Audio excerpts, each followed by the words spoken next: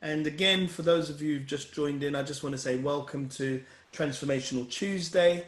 And today's session is going to be a talking shop. And you know what I'm going to talk about today?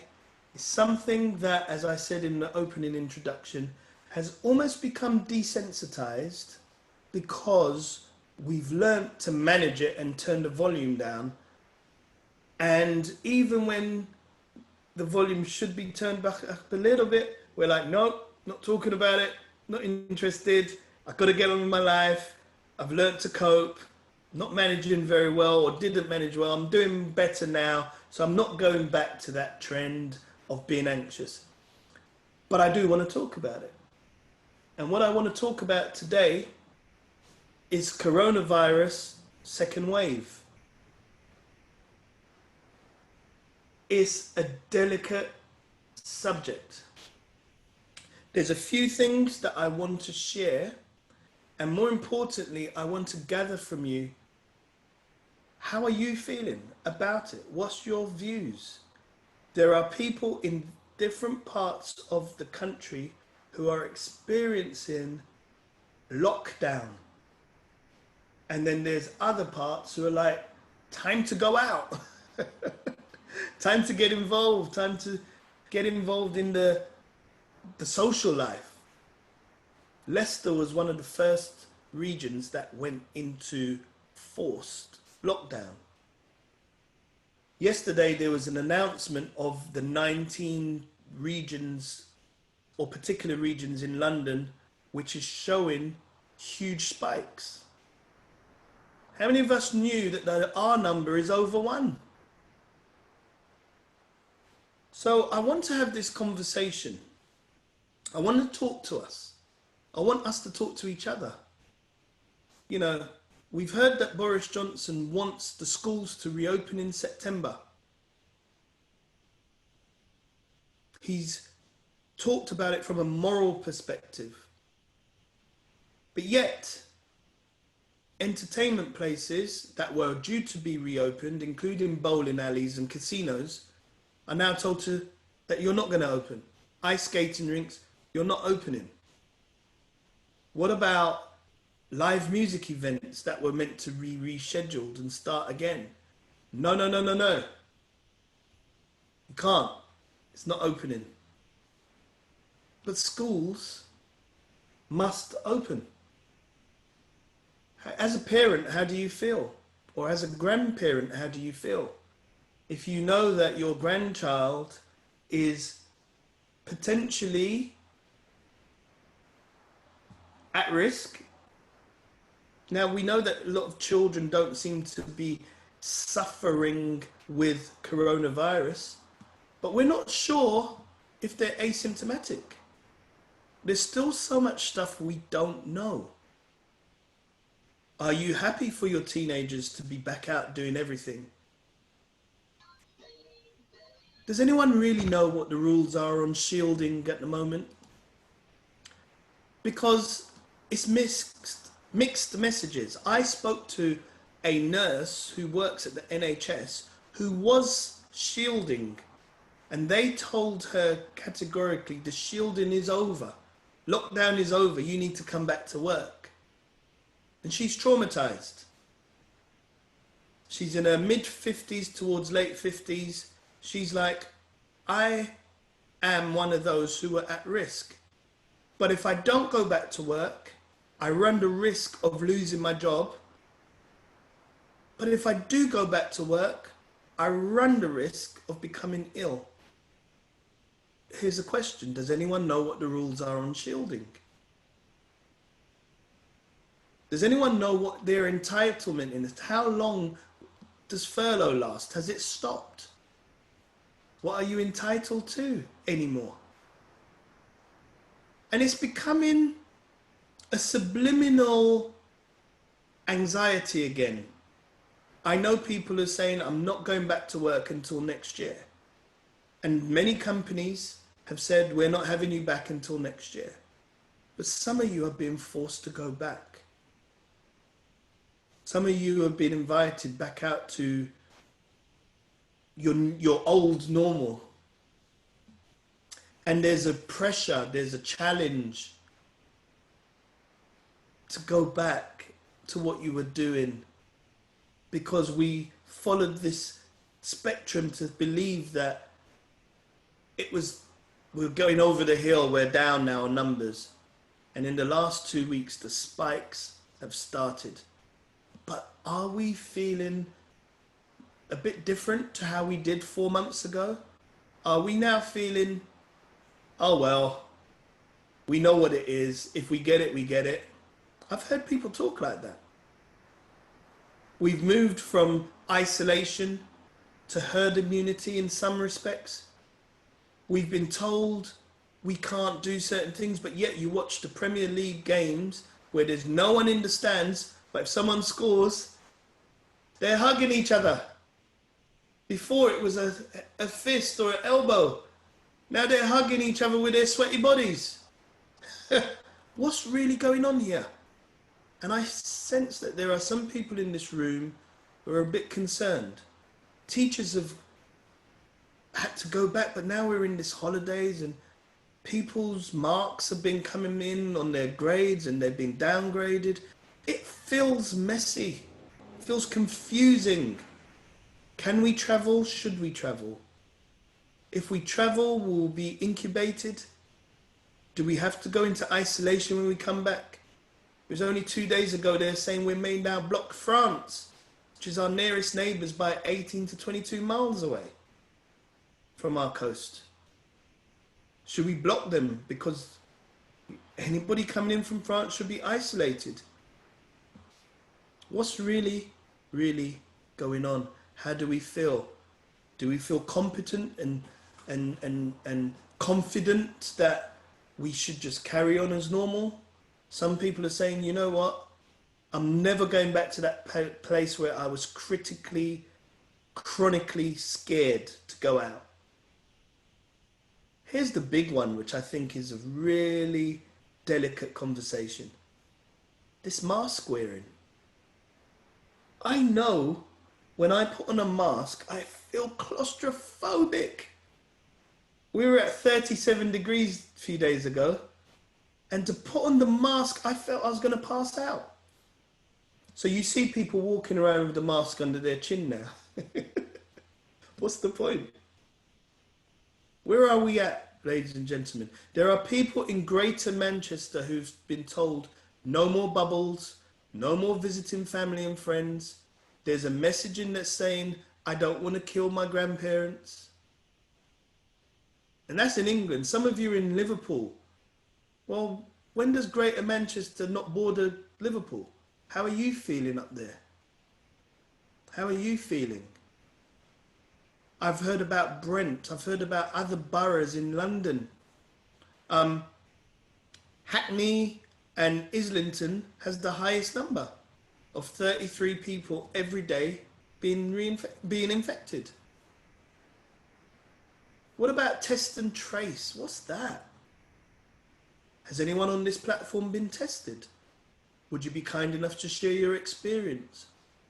I just want to know what's going on. How are we feeling? Has anyone had to travel? Has anyone gone through the airports? What was the experience like? There are some people who are saying it's a whole bunch of baloney. It's a conspiracy theory. They're making us do things. I've heard people say it's because of Trump and it's the election and he doesn't want, it's a good way of, and all of the stuff. Where are we today? I'd love to hear from people regionally. I know there's a lot of people from London, there's people from Kent, I know there's Liverpool, and even as far as Scotland in here today. I would love to have that conversation and see how you're coping. Are you more resilient? Are you being a bit braver? Should we even worry about it? Are you going to be sending your kids to school in September? What about you who was isolating because you were shielding? Is it now okay? It's delicate. It's a bit confusing. It's a bit mixed messages. Let's have a conversation this morning. And remember, the aim of this cafe this morning is not to break down the government, it's not to highlight a conspiracy theory, it's just to gather some consensus of perhaps how we can cope. Maybe there's some wisdom in the room that we need to to share with each other. Last week we had a brand new visitor who said her teenage children have been brilliant, they've just not been out.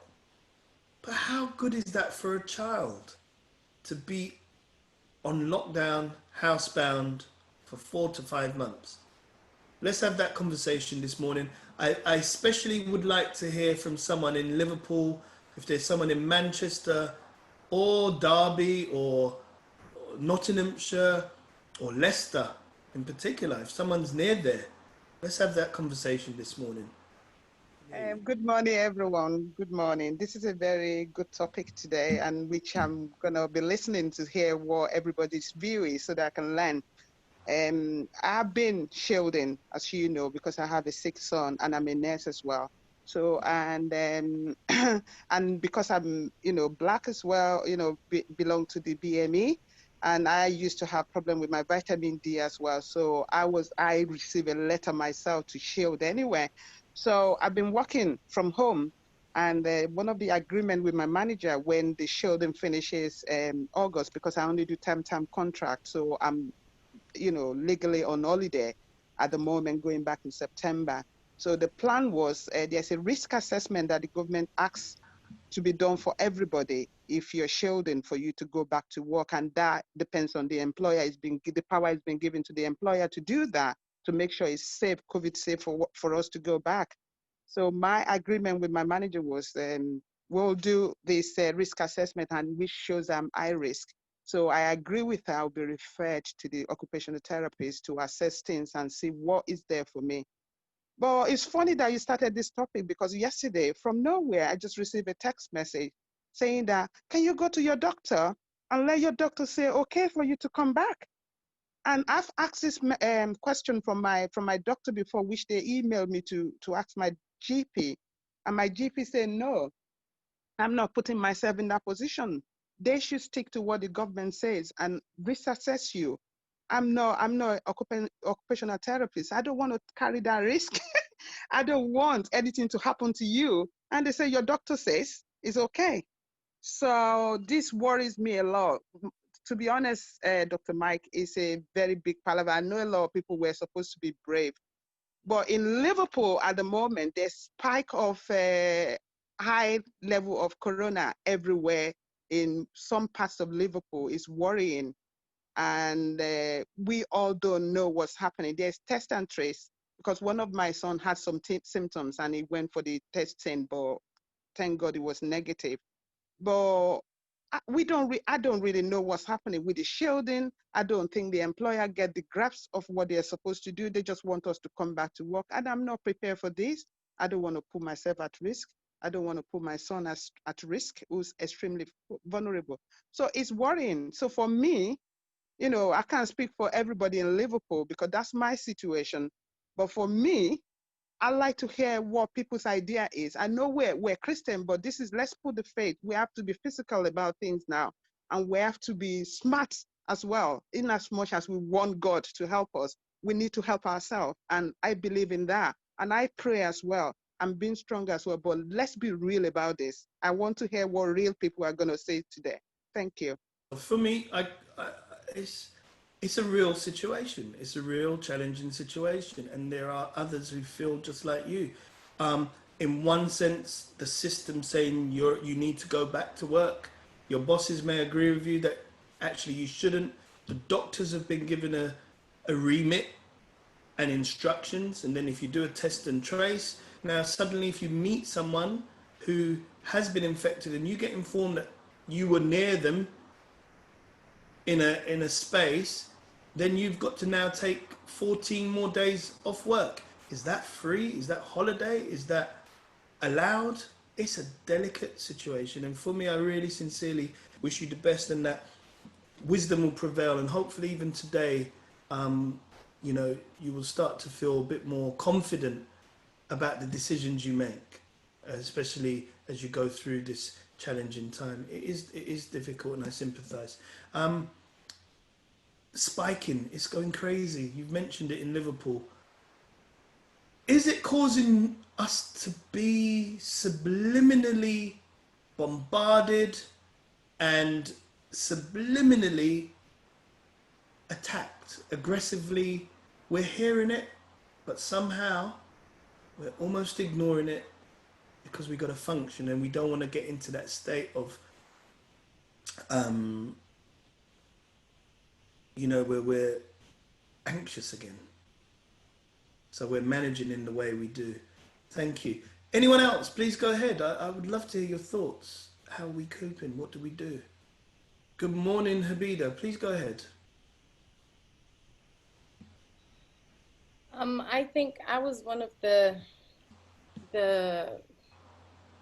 crazy ones who decided, after looking at my kids, seeing the stress of not being able to go out, and I guess being motivated by my sister, who's one of the people who has never done anything she's been asked to, which is quite scary, So I decided to travel. And the day I went on to the airport, there was thousands of people there. And I think people are just tired, so they're doing risky things. It's the same way I saw in the news where everyone was at the beach. I couldn't believe it. It was packed, and they were at the beach in the UK. But now, having traveled, and I'm in Dubai, it's scary now because I've had to have the test done twice. So one to come in the country and one to come back. I thank God both of them were negative, but it's excruciatingly painful.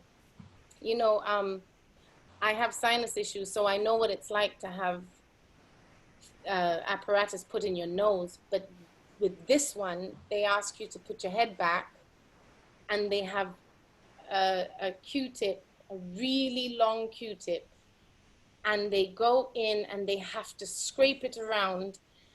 And I did it on Sunday again, and it's almost for 2 days. You feel like they've put something in there. In fact, the first time I argued with the woman, I said, "What have you put in there?"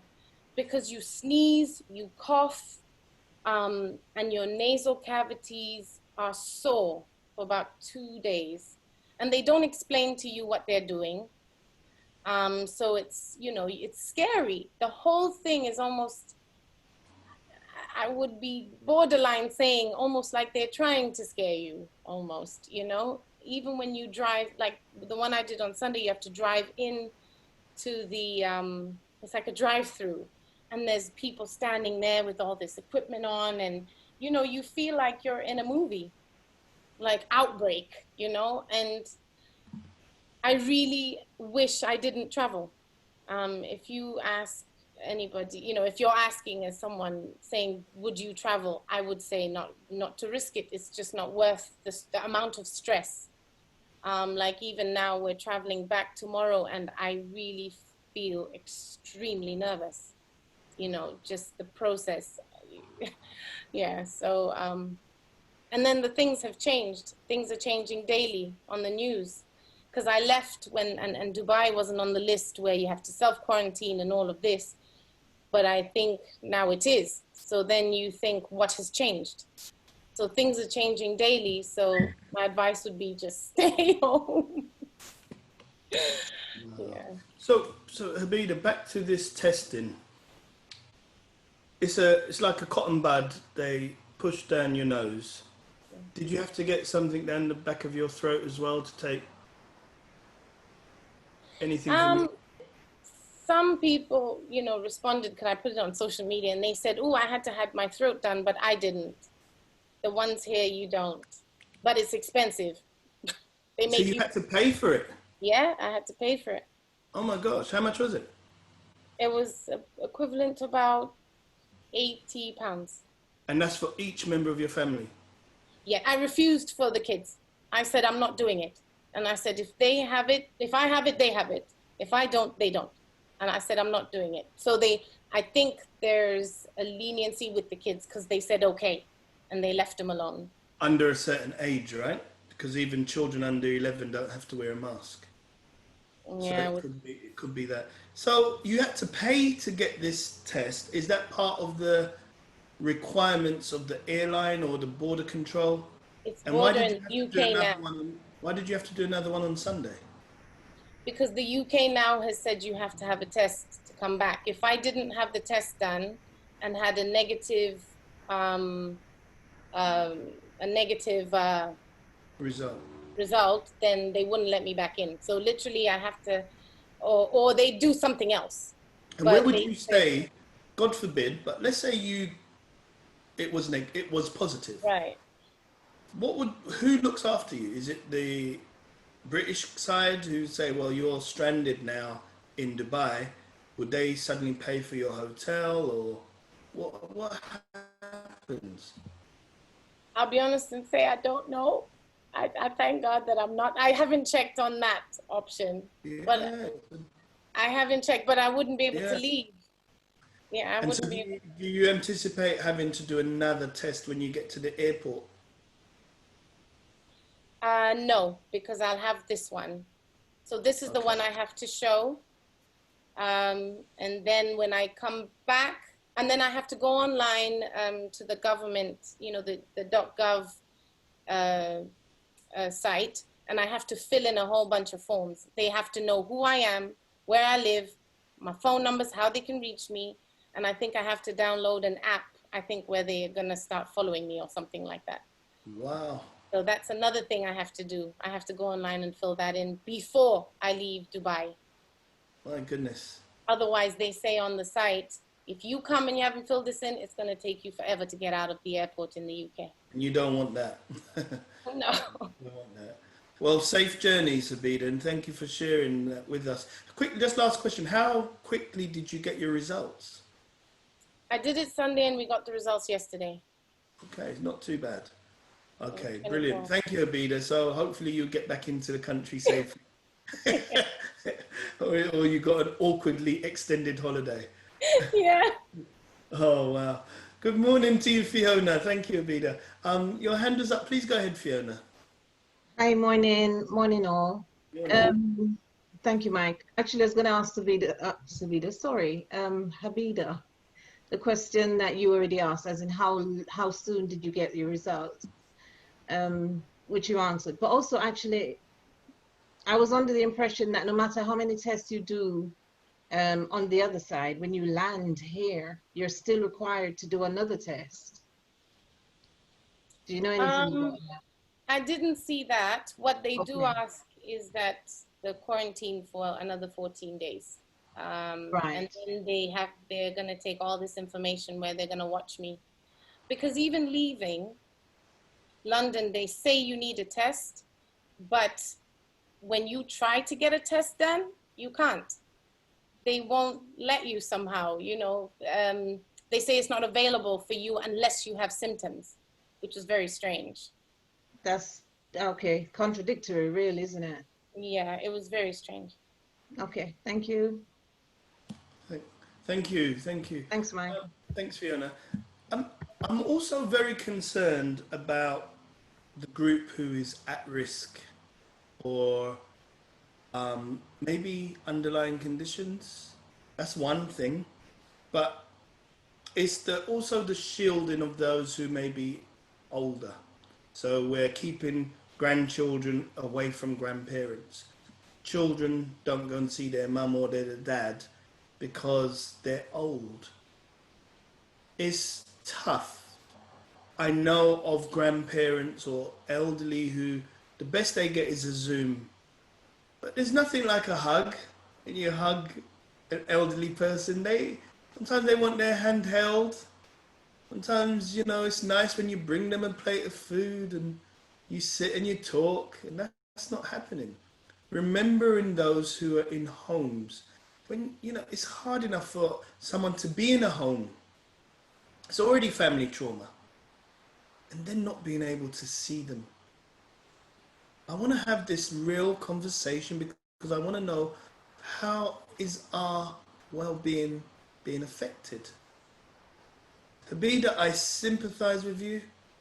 I don't know if I would want that rod being pushed up my nose just to take a swab and permission to travel. And I've just seen the comments, maybe you chose the wrong time of year because we've been having splendid weather here. We've been having Dubai weather here in London, so I know, and I heard it's gonna have rain gone on into the weekend. December. Oh dear, oh dear, oh dear, oh dear. So people who are shielding, how are you coping? Is there anyone who would like to share a bit more about how you're feeling? Are you nervous? Or are you thinking, you know what? If I was, I would have. Fiona, please go ahead again. Go ahead. Thanks, Mike. I have been shielding since, well, definitely throughout all of the lockdown, but I was actually home ill well before that. So effectively, I was out of touch with the rest of the world since late February. And I have always been quite comfortable with my own company. It's never bothered me to be home, most people would be telling me off for not reaching out, not calling, not being in touch because I'm that oystered. But I felt it, I did actually feel it, mostly because the only way to communicate seems to be through Zoom, to actually interact properly would be through Zoom or some other online system, and working that way as well as socializing that way became a little bit too much for me. So I started cutting down on what I had to consider non-essential contact, which is really odd because the only contact I had, and that was with my church members, fellow church members, with the different groups and different activities that were going on for us to stay connected, because I wasn't even feeling connected. So I thought, okay, I might as well just not drop out, but give it a rest for a little while. Coming out, I can't say I'm afraid as such. I am concerned for people's behavior. I think I can only control what I do. I can't control what other people do, but I most certainly know myself well enough to know I will react and react badly to somebody, if somebody steps into my space, for example. So that was and is my concern, just other people's behavior. And but it's not been too bad so far. The mask is horrible, it's smelly, it's claustrophobic, it's hot, it's miserable, but I'm not gonna go without it. I'm really not. It's only for a time, however long that time is, and that depends on people, but it is only for a time. And if that's what I have to keep telling myself for every breath I take, then that's what it's going to take from me. So that's it, really. Thank you, Fiona. I think I want to echo something you said about it's other people's behaviour. I was walking down the street, I was doing a bit of shopping, I was with my youngest son, and there's this man walking along the street with the biggest bellowing cough out loud. I mean, I was disgusted, and we kind of like shrunk to the side. Fortunately, we were walking through Bromley High Street. He was way over from us. But I thought, so much for coughing into the elbow or into a tissue or whatever. It's like that habit is gone. People have forgotten some of the simple things because they think, okay, most shops now have anti-bac. I don't need to do any personal hygiene. It's strange. People are back into their normal behavior. And yet, believe it, ladies and gentlemen, we're into our second wave. They may not be announcing it, but it's happening. The numbers are going back up. They came down in May, considerably. July, they sort of leveled out, and now it's going back up. We don't know how severe it's going to be, but it's not time to drop your guard. And as Fiona says, it's for a season. So what are we doing to equip our minds to manage this? I'm sure our children, if you have any, or your nieces or nephews or grandchildren or people connected to your cousins, they're bored. They are supremely bored. And even now, many of them have started to engage with online gaming and stuff. They're getting bored of the online gaming. They want to get back into activities. And now we're going to be saying to them, no, you can't. What's the fallout? What's the real impact? I would like to hear a bit more from those in the regional spaces. Sarah, you're in Kent. What's happening in Kent down there? Sarah Yabar, good morning to you. Good morning. Good morning, everyone. Good morning. To be honest, I'm kind of in my bubble. I don't know much about what's going on in Kent because I just go and do my shopping with my mask on. I've actually been a bit less restricted personally, so I've visited a couple of friends, which has been nice, but I had questioned myself about whether it was the right thing to do or not. And in the end, I just thought I need to see people, so I did. When I'm out, people in the streets haven't been wearing masks. I haven't seen anyone, just for the shops because it's mandatory. I remember going to Asda and the lady on the till was quite elderly and she wasn't wearing a mask, and she was talking to a customer and saying, oh, I'm going to have to wear a mask from next week. And I'm thinking, what's the difference between now and next week? So, and I thought she's vulnerable as well. And she's got customers continuously coming through. She's chatting to everybody. She's not seeming to be distancing much and doesn't seem to be bothered at all. So I think it's a personal thing now that you just, have to take your own precautions because it is changing every day and it's very confusing. And I'm just thinking, well, for the past few months, what I've done has worked for me. So if it's not, what did I say? It's not broke, don't fix it. So I'm just going to carry on doing that. And the few people that are in my bubble, I can have that social interaction with them until things lift a bit more. Yeah, thanks. Thank you, Sarah. Thank you. And be safe. Thank you. Yeah, it's interesting because, to go into a coffee shop now, you have to wear a mask to go in it. But once you're in it, you can take the mask off. I don't understand that. Maybe they should just make all coffee shops takeaway. And then there's the other one. Most shops that you have to wear a mask to go into, as Sarah just said, most of the staff are not wearing masks. I've seen it in most of the shops I went to on the weekend. From food shops to department stores, the staff don't wear masks. What's that about? Has anyone ever wondered why we have to wear masks, especially as the evidence shows that unless you wear a N95 mask, you're transmitting and you're still at risk as if you weren't wearing a mask. What about the homemade masks? Do they protect you from anything? The surgeon masks with the fan, they're blue on one side, white. Do they protect you from anything?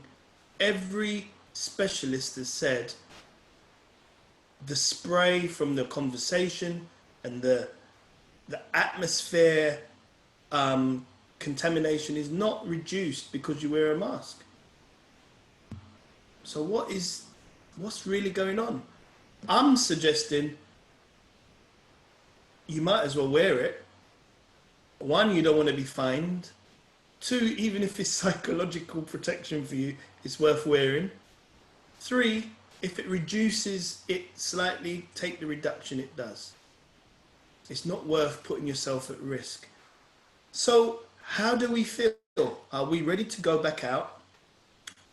Are you ready to send your children to school? Are you ready to go and eat out? Because you're getting some deals now on the eating out. What's the situation? I would like to hear also from people who may want to go back to their religious institutions. Do you feel safe? I know there's some conditioning. I've seen places where they put these tunnels in place where you walk through and you get this mist spray down of you and you're being disinfected like a clean room at churches, right?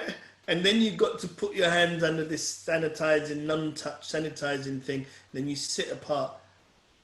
But then they sing. And so it's all in the air anyway. Talk to me. I want to know where we're at. Are you ready to go back to your churches or your synagogue or your mosque or your gurdwara? How are you feeling?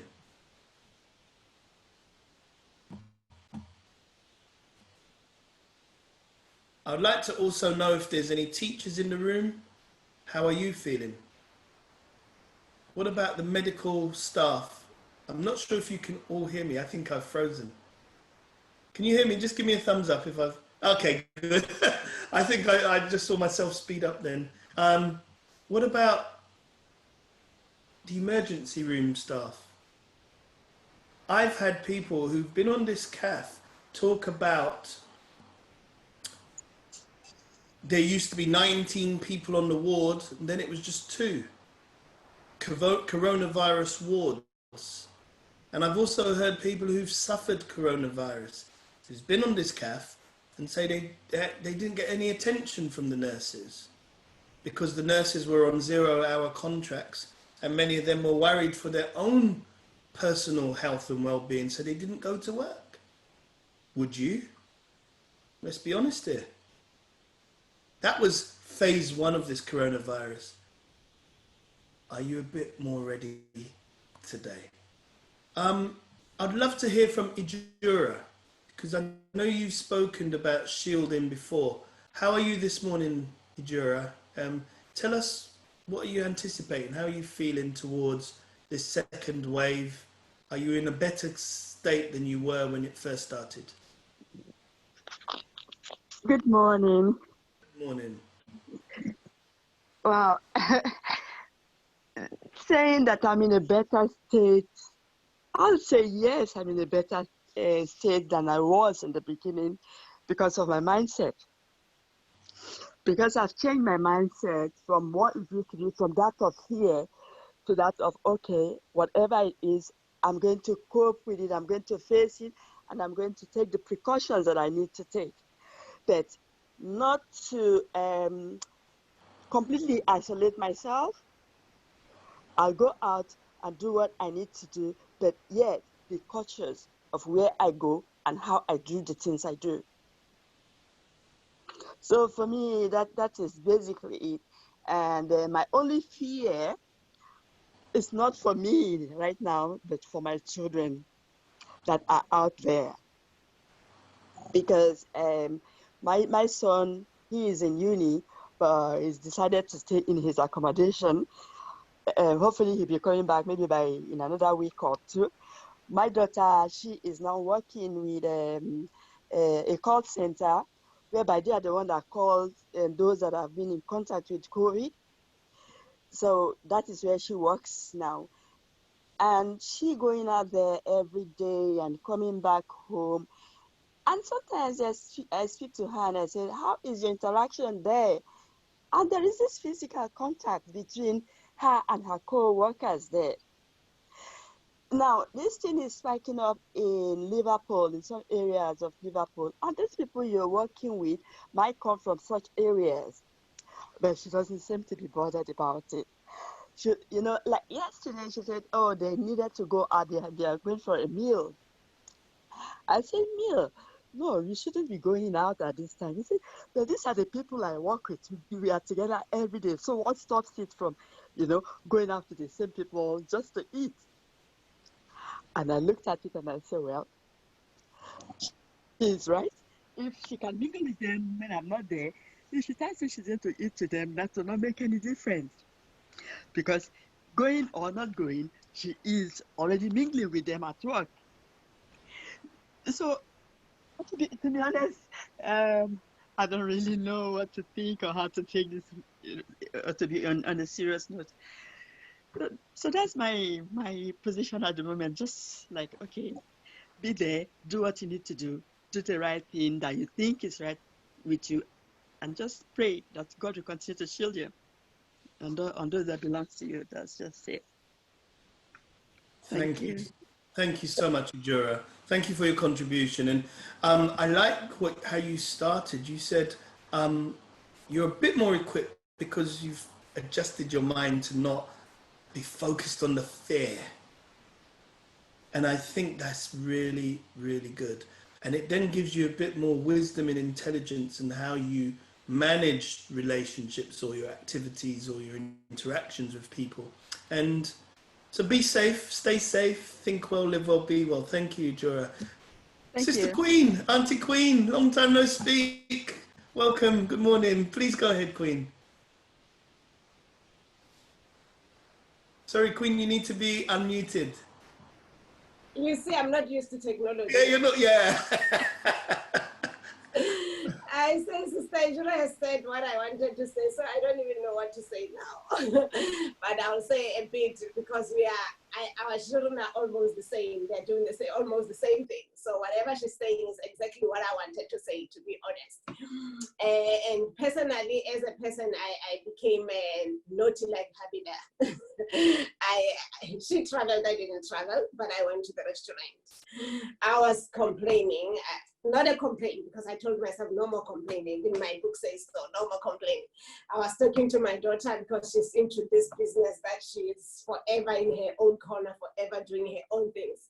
And I said to her, babes, but you know, mommy miss you. You know that we are in the same house, but we miss each other. When are we going to have Gelly Day or Gelly night or Gelly something? And she just said, okay, mom, I'm making an appointment Sunday after we finished our service. Me and you are going out. I said, wait, she said, don't worry, just know that we are going out. Then I was just asking myself, I do go shopping all the time. I'm the one who do shopping. I'm the one who visits people who need help or whatever. I do whatever I can, and I protect myself where I can.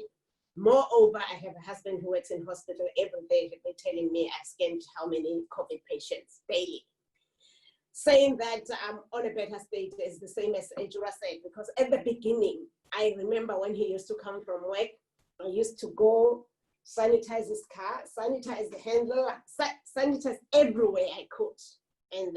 But I'm not doing that any longer, honestly. I'm cleaning normal if I need to sanitize the way, but I'm not following after him the way I used to. So, which is the change of mindset before even the government say anything. So I went to town with my daughter. I was happy. Because she said, Mom, what do you want? Do you want food? Because I'm an early riser person, already cooked for the day. So, and I enjoy my food. So I didn't want to eat outside. But because I complained or I mentioned the concern, so I had to go out. So we all put our mask the way we should be. But on the way, nobody had a mask on. There were some few people. You see a person there with a mask and went into the restaurant. It was a nice restaurant whereby when you enter, there is a sanitizer, as you say, that you don't touch. And the tables were separated. So we just decided we'll go for drinks or snacks or whatsoever. And we sat down. But the waiter who was helping, he didn't have the mask on. The receptionist, by the way, when we entered, the mask was on. So you ask yourself, what is it that you have to do? What is it that you can do? What to expect? My son was saying, Mommy, you take me to the hairdresser tomorrow, to the barber, to cut my hair? And I said to me, is the barber's open? Mom, I don't know. I said that you want to take me somewhere where you don't know. Search first, check if we are allowed. And there is an email that has been going, because the area that he wanted to go is the area that they say there's a rise with this COVID thing. So I just forward that message to him. I said, this is the message I got, look at it. And we spoke while we having dinner that no, we are not going. It's not, to me, it's not, I wouldn't say it's like fear, because I believe that it's a belief. I don't know whether I'm right. I believe everyone has his own time, his or her own time to die. I don't know when and how. But I always said that if I'm going to die this time, it is because it is my time. But the fact is, as we are saying, if I have COVID and I pass it to somebody, that's where I feel like I will be doing somebody service. I'll talk a lot. There's a lot of things that I can mention. My daughter go out to do whatever she wants. She comes home. My husband go to work. He comes home. We used to, even when he came those days, he used even to go to the room, to the attic, and sleep there. And because you don't know, even he himself, he was more than, he was saying, Queen, if you go to the hospital, you see what I did with you, wouldn't even want to come close to me. But as mind changed, our mind changed, we decided to, whatever comes, we do our part, and that's it. So that's where we are at the moment. Thank you. Thank you, Queen. Thank you. So it's about staying safe without a whole bunch of fear, but very conscious, deliberate behavior. Quick question to you, Queen. Are you going to start sanitizing the car door handles again and the toilet bath doors? I will see when I get there. But as I'm saying, my mindset at the moment, to be honest, I'm just believing that I clean normal. I don't know how will things go at the time. Like, moreover, for me, I've got families back home who died because of this. Oh. I've got families who overcame this, who recovered out of this. So whatever I'm doing, it's not that I'm taking my mind back there more, but I'm just saying, for me, I do my part. And I just don't want to pass something to somebody, as long as I'm doing my part, because I don't know, like Habida, I looked at the thing they were testing it, it was really long. I was scared, I was far, but I was looking at it, because I did it before. I did a test, but I did it myself. They gave me to do it, and it was through the throat. Me and pain, we are not friends, so I don't like pain. So I think I just did it just to satisfy them. And, and I said in my head, I said, even if I did it right or wrong, if it comes negative or positive, let's say it comes negative, whether I did it wrong. So I can meet somebody when I pass here who is positive and I can get it. So it doesn't, to me, it doesn't make a difference whether you test it or not. That was me. Like, even my husband went to work the other day somewhere, they were testing. They wanted him to test himself. But he said, he didn't test. He said, the fact is, I know I'm not going to be able to do it the right way they wanted me to do it. So it's the same. So as I'm saying, I'll take it when I get there, say. I cannot give you a good answer right now. Yeah, that's brilliant. Thank you, Queen. Thank you so much. And I think Fiona's added a wonderful point that, you know, people may have just forgotten that we can be carriers and show no signs. Yeah. And that's what you're saying, Queen. You want to make sure that you're mitigating the possibility of you passing it on by taking care, personal hygiene, and looking after yourself. And that's powerful. And so stay safe, Queen. Thank you, sir. For your contribution. Thank you this morning. Madhu, you quoted something, you've mentioned being a teacher. How are you feeling about going back into the classroom? And is there a sense of trepidation, or are you feeling intrepid? Please tell me, Madhu, this morning.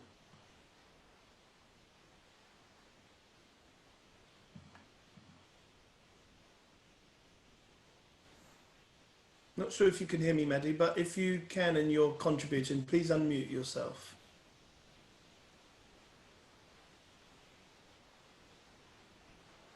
Okay, if not, we'll move on. Sabrina, good morning to you. I know you spoke last week and you were talking about restaurants and it was good. You were walking through Croydon and it was bustling and you encouraged us to go out. Do you still hold that thought this morning, knowing that we may be seriously increasing the risk of contracting or passing on, or there's this second wave, this spike, and a whole lot's going on? What's your thoughts this morning? Hi, Mike. Hi, everybody. So I've got my youngest daughter actually listening at the moment as well. She's here. We went, I still think, and I know this goes against what people have said, and I would perhaps be in the shielding group as well, because I am asthmatic, but I am a person who goes out. I do take precautions. Those masks are horrific, especially if you're asthmatic. Putting that thing on, it does feel horrible. But I'm sorry, when you've got weather like this, it's not weather to be inside, it's weather to be outside. For me personally, and as I say, everyone has a personal choice. And as I say, I need to make sure that my children have no fear. We are going out. I'm not putting them under any undue risk. We went to the Charlton Lido on Friday. So that's an outdoor pool. So obviously you've got people in the pool that don't have masks on, and we're swimming in the water. I'm still standing today. My daughter's still standing today. And as I say, everything has an element of risk, and everyone needs to decide what they're going to do. But to get to Charlton, we took 2 trains and 1 bus. And again, we had our masks on, sanitizing and everything. So again, the trains were not busy, which was good. So we had our space on the train, more than I've ever had before, which is fantastic. On Saturday, we went to Holborn for my friend who has, so Notting Hill Carnival's been cancelled, and she needed to photograph costumes and everything. So I was around her sons, we have photographers and everything. And admittedly, we didn't have masks on, but again, with her as well, she's a minister and she didn't have a mask on. And it's whether or not, I think part of this, if you listen to the media and you take on all the fear, some people will actually take that in. I know there are problems out there. People have passed. I've had 2 colleagues from work who have passed. So I'm not, I do know what's happening out there. But at the same time, I still think there's an element of there's something else going on that we can't control.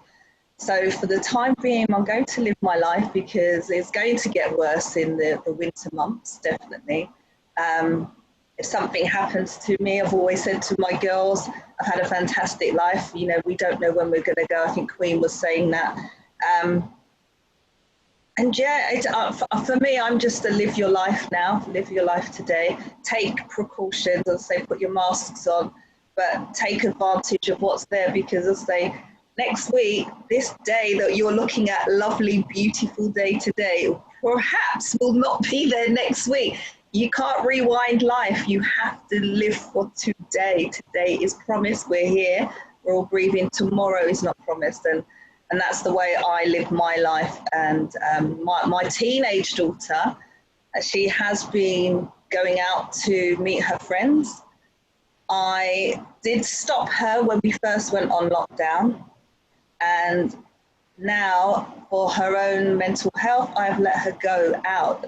She is happy, she's not sad or anything, and that's my main focus as well, is that I don't want them to develop things that they shouldn't be developed. This is supposed to be almost like the high time in their life. This is where they should be having fun and they shouldn't be worried or anything. And yes, she listens to the news.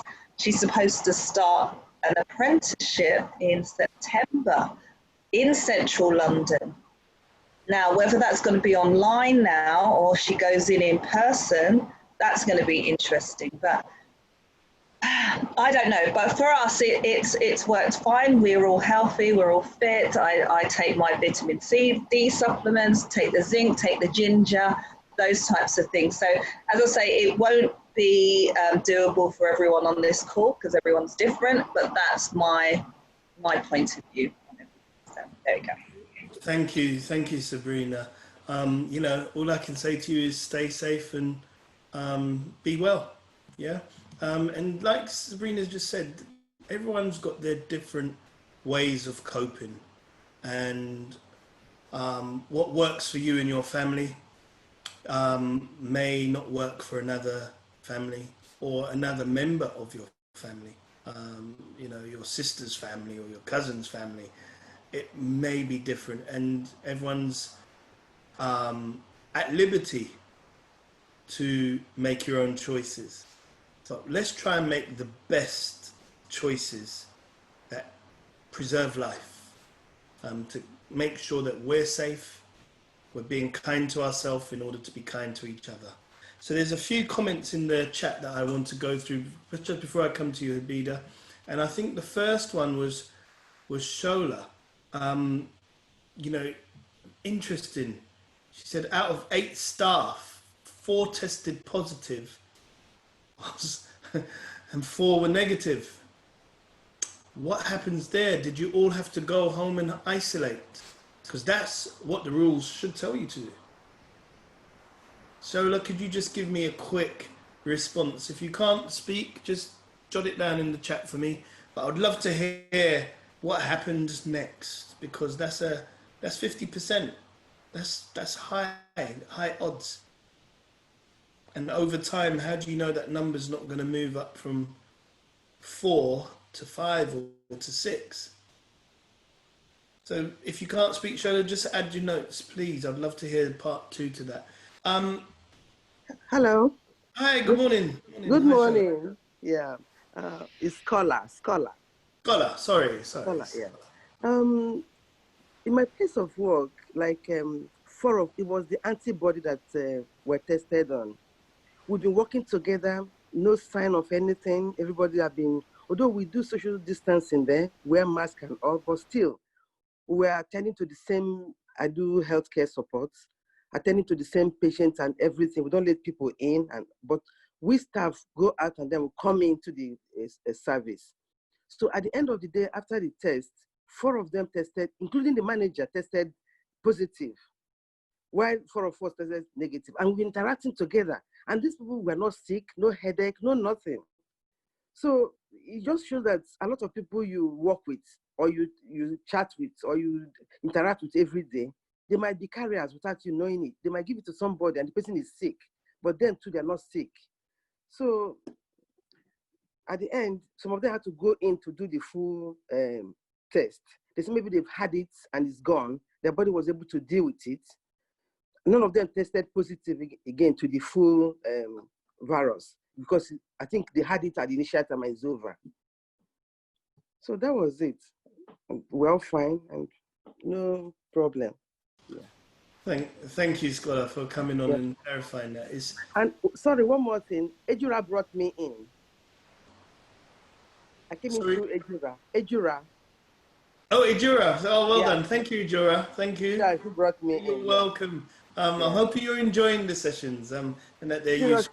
Seriously, I'm enjoying it. And I was discussing with her and she said, why don't you just come in and you will enjoy it, you know? So, and since then, I've been having fun, to be honest. I've been listening to everybody and I'm happy I'm in. Brilliant. And you're most welcome. Thank you very much. Yeah. And, you know, back to what Ejura said earlier on. I'm going to come to you in a minute, Habida. Ejura did say she's feeling different because her mind has changed. Yes. Around the cafe. And so I'm going to ask a quick question to everyone. It's just a quick question that I want to put out there, to wonder how useful even today's conversation is, because Fumi kicked it off. She said, it's fascinating that you're asking these questions. You're talking about the stuff that I'm facing right now. I'm dealing with this. And so remember, the aim is to improve our sense of well-being, that we're not just going to be internally held captive, even with our own thoughts. We're going to make decisions that we believe are going to be best for our lives. And so I just want to ask a question, just one question today, and it's going to come up on your screen now. I just would love to have a thought from you in that quick poll.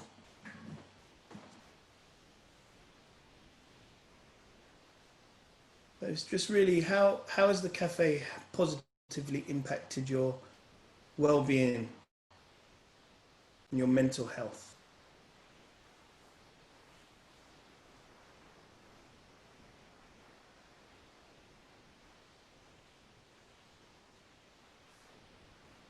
You know, the problem with the polls is that I'm not allowed to vote. Because I tell you what, this cafe has helped me and my own mental health and well-being. Just hearing some of your conversations and your tenacity and your strength and your candor, it's helped me, and I'm hoping that we've helped you. So, and thank you to everyone who shares the cafe with someone. We've just heard from Scholar and Jura's introduced, and brilliant. I love it. And I think there's more people that we could share this information with. So there's a few more seconds, and then I'll just make sure that everyone who wants to vote has had a chance. And then remember, this is all quite anonymous. I don't know who's voted, but I think I'll end it there. 76% of you have voted. And yeah, I think I'll end it there. And here are your results. So that's interesting. Managing stress and just the general overall wellness, 94%. And I feel thrilled that number's so high. And I if I could pat you on your back, I would. So could you just give yourself a pat on the back and just say, keep going, you're doing good. Well done, everyone. Thank you so much for sharing your thoughts with me this morning. So Habida, please go ahead. You had your hand up earlier. And you probably wanted to say something. Please go ahead. I guess I had wanted to say something, you know, having a sister who is a teacher, and she takes care of 3-year-olds, 3 to 4-year-olds. And I guess having watched her, because she's a single mom, she has no option but to go to school. You know, she was told she had to by the government. And I asked her, you know, I said, how are you feeling? And it's almost, I think her reasoning around not letting COVID get to her is that she had to go back into the world and take care of other people's children. And I watched her, if there was a time where she got scared, it affected her kids, you know, and then the children started saying, oh my gosh, I'm too scared to go to school. And her eldest son, who's 11, he looked like he was starting to get a little bit depressed.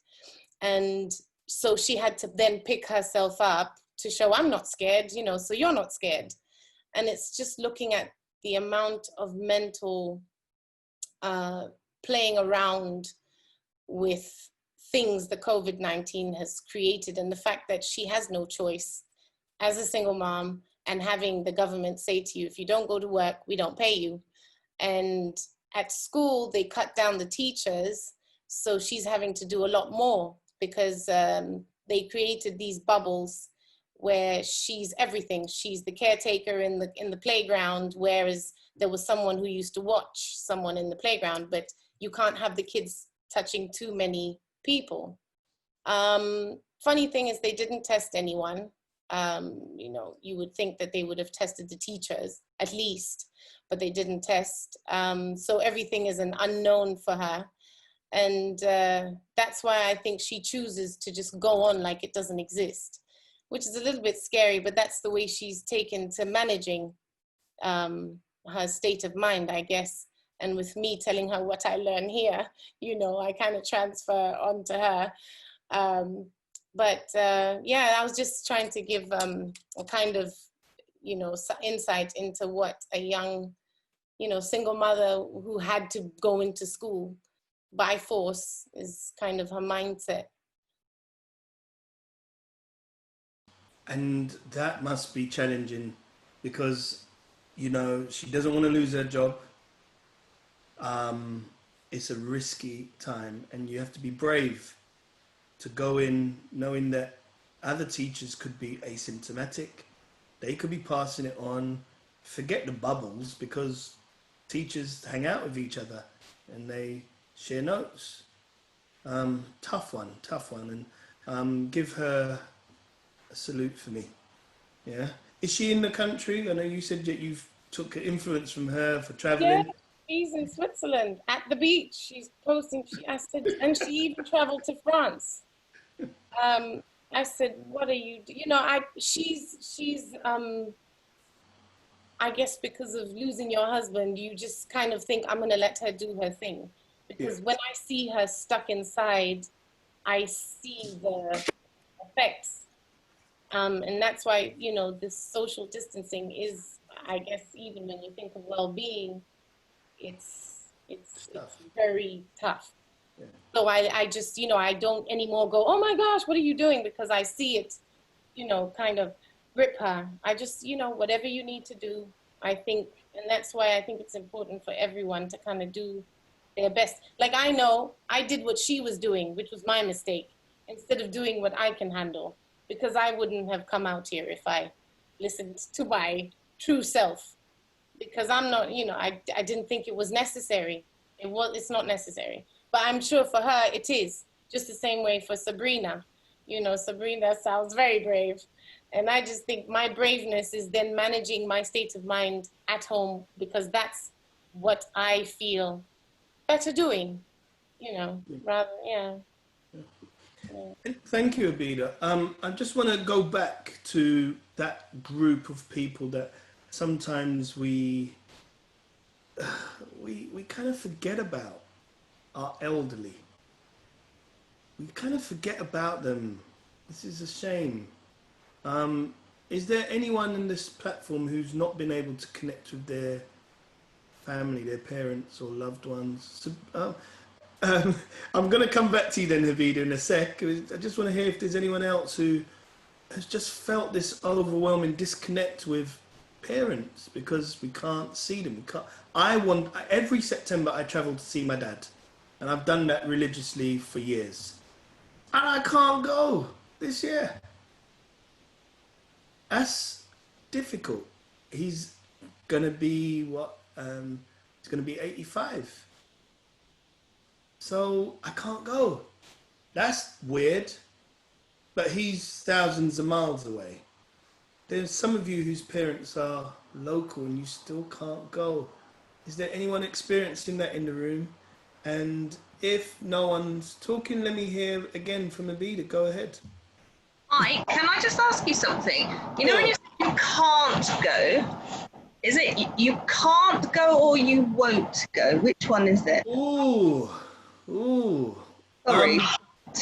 Turn the table. It also depends on whether they are at risk or if they're shielding and so on. And the whole interaction. There's some people who just won't go because they think, I really don't know the status of my existing nuclear family. If my teenage children have been out and about, I don't know if they're asymptomatic, should I run the risk of bringing them to the elderly? But then there are elderly with underlying conditions and you just think the risk is exponential, so I won't go.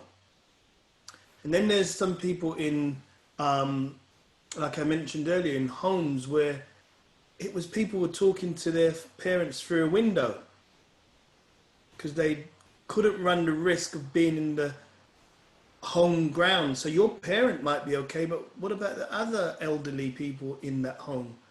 So I suppose won't and can't could cross over in some contexts, and again, it's quite individual.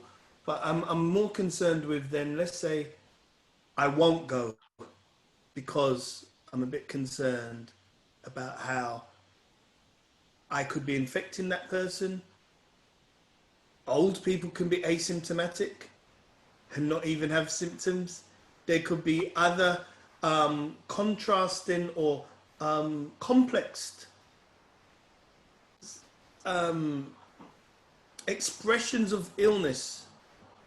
For example, the flu could look like COVID, and we're not sure, and we think, oh, it's only the flu, or only hay fever, and then it could be a lot worse. So I'm thinking more so about protection. Is there anyone who, but it's a great point, Sabrina. Is there anyone I just wanted to know how your dad felt about you not coming, because you said you go every year. So the fact that you're not there, does he understand why you're not coming? Does he agree with why you're not coming? Because an 85-year-old might be like, I'd rather see you than this virus stop you from seeing me, especially at those crucial years in life. Sorry to play devil's advocate. Great point. But my dad is the master of reverse psychology. He says to me, so I take it you're not coming to see me this year because this COVID thing is rampant.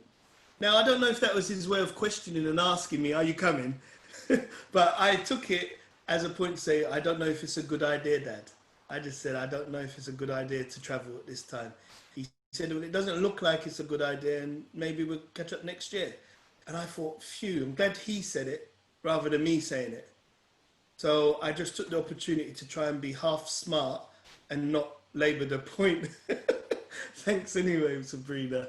So Queen and Habida, we've got 10 minutes. And if there's anyone else that wants to, Ijora as well, I reckon we could get all three of you into this conversation in the next 10 minutes. Please go ahead. Habida first, then Queen, then Ijora. I'll just say quickly, I have, my mom's 70 and she was actually in hospital with some respiratory issues. And I said to her, Mom, I don't think it's a good idea for us to come, because we could have gone all the way home rather than coming to Dubai. But I was protecting her, because if at all I picked up anything along the way and gave it to her, her being in Kenya, the hospitals are full, apparently. If anything happened to her, I wouldn't be able to live with it. So I'd rather, have her, because she is getting more sick.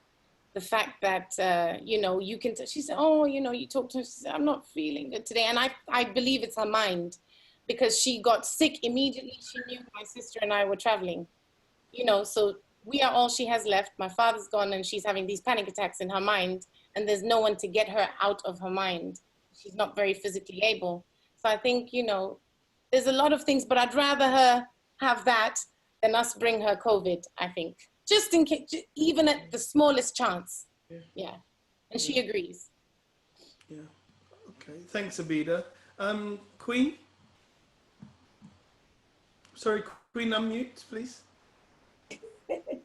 Almost like Habida saying and you saying, we are all in the same or almost the same thing. Like personally, my mother she's 84 this year, and she's from time to time she's in hospital due to this and that. Secondly, as well, due to the restraints, transport restraints, flights we're not going. Like in South Africa as well, even when you get there, you still have 2 weeks to quarantine before you can see your family. Over and above that, I lost 4 family members between June, July. And the other 2, it is a father and a daughter. The father passed first because of COVID. Then the daughter went to go to the funeral for the father, and she got COVID. Yesterday, my cousin, my husband's cousin, her husband passed away, was buried on Wednesday, last Wednesday, because of COVID. So this Sunday, she passed away because of COVID. So you just get that when people go to this funeral, somebody will get it. When they go, it is just ongoing and ongoing and ongoing. So you better use wisdom in what you do. Not saying that you are killer, nobody knows. If somebody get unaware, that's it. But if you can avoid or you can do something, do whatever you can. Thank you. Queen, my condolences for your losses.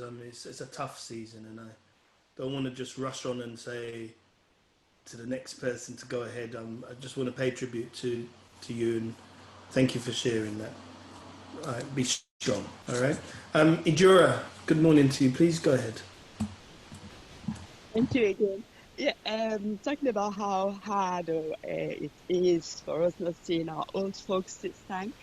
Fortunately for me, and just before the lockdown, I was in Nigeria, and I was able to see my grandmother who brought me up.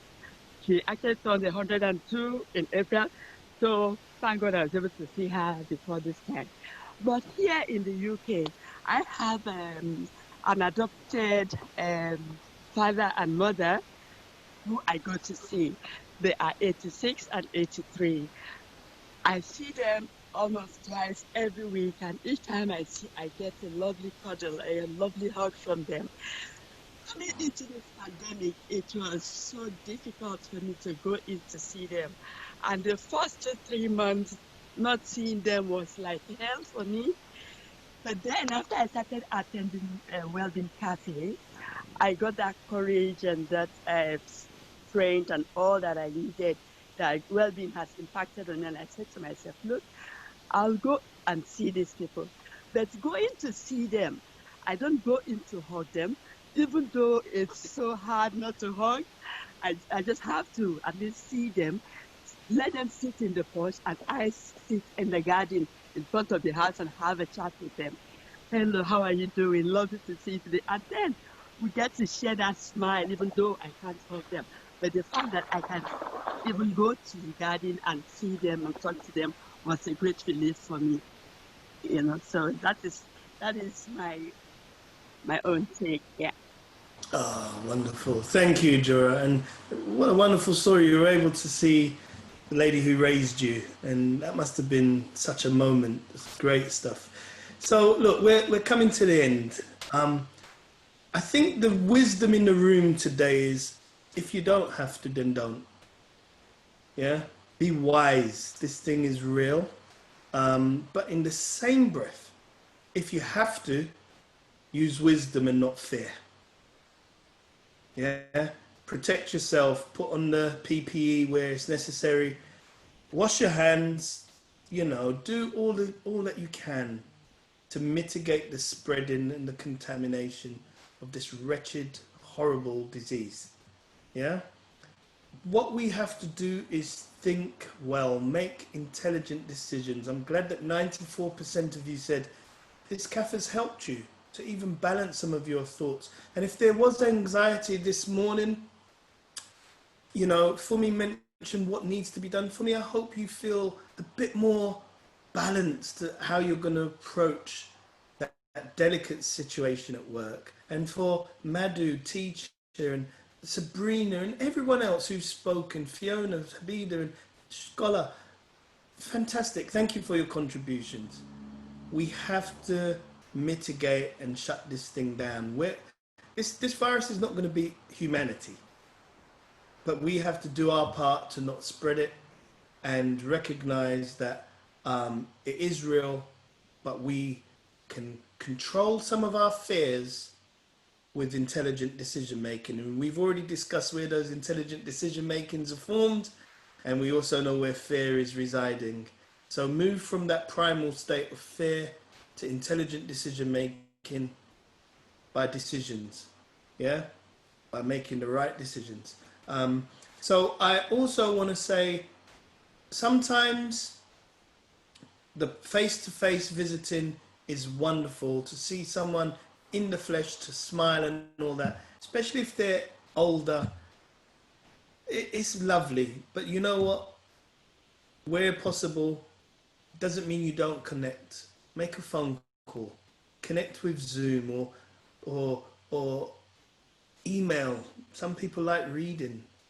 Write a letter, put it in the post, do something, but connect with people. Think about that elderly person, your neighbor. Have you contacted them recently? Have you seen them? What about the single mother with 3 children? Are they coping? What about those with special needs and disabilities? Let's be kind. Let's think about how we can serve our generation in a better way. So that's why I wanted to have this conversation today. I don't want us to start panicking about this second wave. I want us to manage us in the best way we can as we go into this second wave. All right? So think well, ladies and gentlemen, live well, and ultimately be well. On Thursday, we have Michelle John. She's going to be joining us, and she's going to be talking around this wonderful subject of old things becoming new. All right? So tune in, bring someone, invite someone. You won't be disappointed. She'll be in on Thursday. And so look after yourself, be kind to yourself, love yourself, keep doing everything we've been taught to do, so we're a bit better second time round. All right? Have a wonderful, safe, and peaceful day. Thanks, everyone.